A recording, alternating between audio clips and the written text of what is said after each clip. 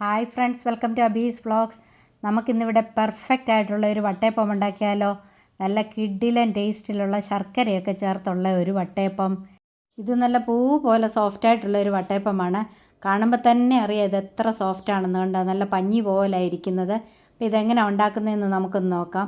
അതിന് മുമ്പായിട്ട് എൻ്റെ ചാനൽ ആരെങ്കിലും സബ്സ്ക്രൈബ് ചെയ്യാതെ ഉണ്ടെങ്കിലൊന്ന് സബ്സ്ക്രൈബ് ചെയ്ത് സപ്പോർട്ട് ചെയ്യണേ. അപ്പോൾ ഇനി നമുക്ക് വീഡിയോയിലേക്ക് പോയാലോ. വട്ടയപ്പം ഉണ്ടാക്കുന്നതിന് വേണ്ടി ഞാനിവിടെ ഒരു 2 കപ്പ് പച്ചരി നല്ലതുപോലെ കഴുകി വൃത്തിയാക്കി ഒരു പാത്രത്തിലേക്ക് എടുത്തിട്ടുണ്ട്. 2 കപ്പ് പച്ചരി കൊണ്ട് വട്ടയപ്പം ഉണ്ടാക്കിയാൽ 2 വട്ടയപ്പത്തിന് കാണും. ഇനി അതിലേക്ക് ഞാനിവിടെ ഒരു 3/4 കപ്പ് ചോറ് ചേർത്ത് കൊടുക്കുന്നു. ഇനി ഞാനിവിടെ ഒരു തേങ്ങ തിരുമ്മി എടുത്തിട്ടുണ്ട്, അതുകൂടി അതിലേക്ക് ചേർത്ത് കൊടുക്കാം. തേങ്ങ എടുക്കുമ്പോൾ അല്പം സോഫ്റ്റായിട്ടുള്ള തേങ്ങ വേണം. കുറച്ച് എളുപ്പം തേങ്ങയാണെങ്കിൽ ഏറ്റവും നല്ലതായിരിക്കും. അങ്ങനെയുള്ള തേങ്ങ ചേർത്തെങ്കിലേ വട്ടയപ്പത്തിന് നല്ല മയം കിട്ടത്തുള്ളൂ. ഇനിയും ഇതിലേക്ക് ഒരു 1/4 ടീസ്പൂൺ ഈസ്റ്റ് കൂടി ചേർത്ത് കൊടുക്കാം. ഈസ്റ്റ് ഒരുപാട് ചേർക്കരുത്, കൂടുതൽ ഈസ്റ്റ് ചേർത്താൽ അപ്പോൾ ഒരുപാട് പുളിച്ചു പോകും. ഇനിയും ഇതിലേക്ക് 2 ടേബിൾ സ്പൂൺ പഞ്ചസാര കൂടി ചേർത്ത് കൊടുക്കാം. പഞ്ചസാര ചേർത്ത് കൊടുക്കുന്നത് ഫെർമെൻറ്റേഷൻ ഫാസ്റ്റ് ആകാൻ വേണ്ടിയാണ്. ഇനിയും ഞാനിവിടെ നമ്മൾ തിരുമിയ തേങ്ങയുടെ വെള്ളം എടുത്ത് വെച്ചിട്ടുണ്ട്, അതുകൂടി ചേർത്ത് കൊടുക്കാം. ഇനി ഇതിലേക്ക് ആവശ്യത്തിന് വെള്ളം കൂടി ചേർത്ത് കൊടുക്കാം. വെള്ളം ഒരുപാട് വേണ്ട, വെള്ളം ഈ ഒരു പരുവത്തിന് മതി. ഞാനിവിടെ 1 കപ്പ് വെള്ളമാണ് ചേർത്തിരിക്കുന്നത്. ഇത്തിരി നകക്ക വെള്ളമൊന്നും കിടക്കണ്ട. വട്ടയപ്പത്തിന് വെള്ളം കൂടിപ്പോയാൽ വട്ടയപ്പം ശരിയാകത്തില്ല. വെള്ളവും കൂടി ചേർത്ത് നല്ലതുപോലെ ഒന്ന് ഇളക്കി കൊടുക്കാം. വെള്ളത്തിൻ്റെ അളവ് കണ്ടോ, ഇത്രയും വെള്ളത്തിൻ്റെ ആവശ്യമേ ഉള്ളൂ. ഇത് പുളിച്ച് കഴിയുമ്പോൾ ആവശ്യത്തിന് അരയ്ക്കാൻ വെള്ളം കാണും. ഇനി നമുക്കിത് ഒരു 6 മുതൽ 8 മണിക്കൂർ വരെ ഒന്ന് റെസ്റ്റ് ചെയ്യാൻ വയ്ക്കാം. ഒരടപ്പടച്ച് നമുക്കൊന്ന് കീപ്പ് ചെയ്യാം. നമ്മുടെ അരിയും തേങ്ങയും ഒക്കെ കുതിരാൻ വെച്ചിട്ട് ഇപ്പോൾ 7 മണിക്കൂർ കഴിഞ്ഞു. ഇനി അതൊന്ന് തുറന്ന് നോക്കാം. തുറന്ന് നോക്കി അത് കുതിർന്നിട്ടുണ്ടോയെന്നൊന്ന് നോക്കാം. കണ്ടോ, നന്നായിട്ട് കുതിർന്നിട്ടുണ്ട്. ഇനി നമുക്കിതൊന്ന് അരച്ചെടുക്കണം. അതിനുവേണ്ടി ഞാനിതൊരു മിക്സിയുടെ ജാറിലേക്ക് ഇട്ട് കൊടുക്കുക. 2 പ്രാവശ്യമായിട്ട് അരച്ചെടുക്കാം. പകുതി അരി ഞാൻ മിക്സിയുടെ ജാറിലേക്ക് ഇട്ട് കൊടുത്തു.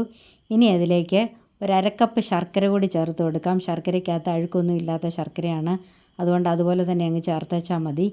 ഇനിയും ഇതിലേക്ക് 1 സ്പൂൺ ജീരകപ്പൊടി കൂടി ചേർത്ത് കൊടുക്കാം. ഇതിലേക്ക് 1 ടീസ്പൂൺ ഏലക്കായും പഞ്ചസാരയും കൂടെ പൊടിച്ചത് ചേർത്ത് കൊടുക്കാം. എന്നിട്ടിതൊന്ന് അരച്ചെടുക്കാം. ഇനിയും അരയ്ക്കുന്നതിന് വേണ്ടി ഒട്ടും വെള്ളം ചേർക്കണ്ട, ഈ വെള്ളത്തിൽ അരച്ചാൽ മതി. അരി ഞാനിവിടെ അരച്ചെടുത്തു, അതൊരു പാത്രത്തിലേക്ക് ഒഴിച്ചു കൊടുക്കാം. ഞാൻ അഡീഷണലായിട്ട് ഒട്ടും വെള്ളം ചേർക്കാതാണ് അരച്ചെടുത്തത്. എന്നിട്ടും കണ്ടോ, നല്ല ലൂസുണ്ട്. ബാക്കിയുള്ള അരി കൂടി നമുക്ക് അരച്ചെടുക്കാം. അരിയെല്ലാം ഞാനിവിടെ അരച്ചെടുത്തു. ഇനി ഇത് നല്ലതുപോലെ ഒന്ന് ഇളക്കി കൊടുക്കാം.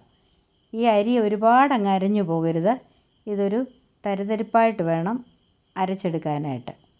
അതുപോലെ വട്ടയപ്പത്തിന് അരി അരയ്ക്കുമ്പോൾ ഒട്ടും വെള്ളം കൂടാൻ പാടില്ല.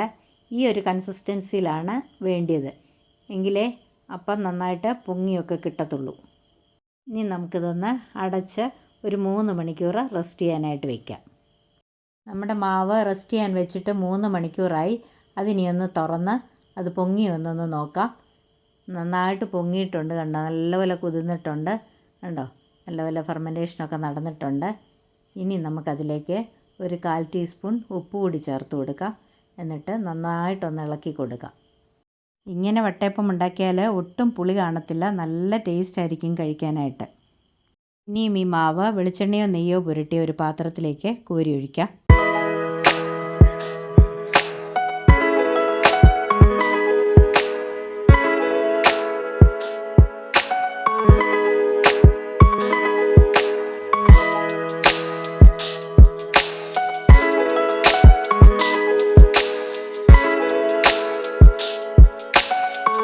മാവ് ഒഴിക്കുമ്പോൾ പാത്രത്തിൽ നിറച്ച് മാവ് ഒഴിക്കരുത്, അതിൻ്റെ ഒരു 1/4 ഭാഗം മാത്രമേ ഒഴിക്കാവുള്ളൂ. ഇനി നമുക്കിതൊരു അപ്പച്ചെമ്പിൻ്റെ തട്ടിൽ വെച്ച് പുഴുങ്ങിയെടുക്കാം. ഞാൻ ഈ അപ്പച്ചെമ്പ് ഓൾറെഡി അടുപ്പിൽ വെച്ച് ചൂടാക്കിയിട്ടുള്ളതാണ്. ഇനി നമുക്ക് ഈ മാവ് അതിലേക്ക് വെച്ച് കൊടുക്കാം. ഇനിയും ഇതിൻ്റെ മുകളിൽ കുറച്ച് റൈസിൻസും റോസ്റ്റഡ് കാഷ്യൂ നട്ടും കൊണ്ടൊന്ന് ഡെക്കറേറ്റ് ചെയ്യാം.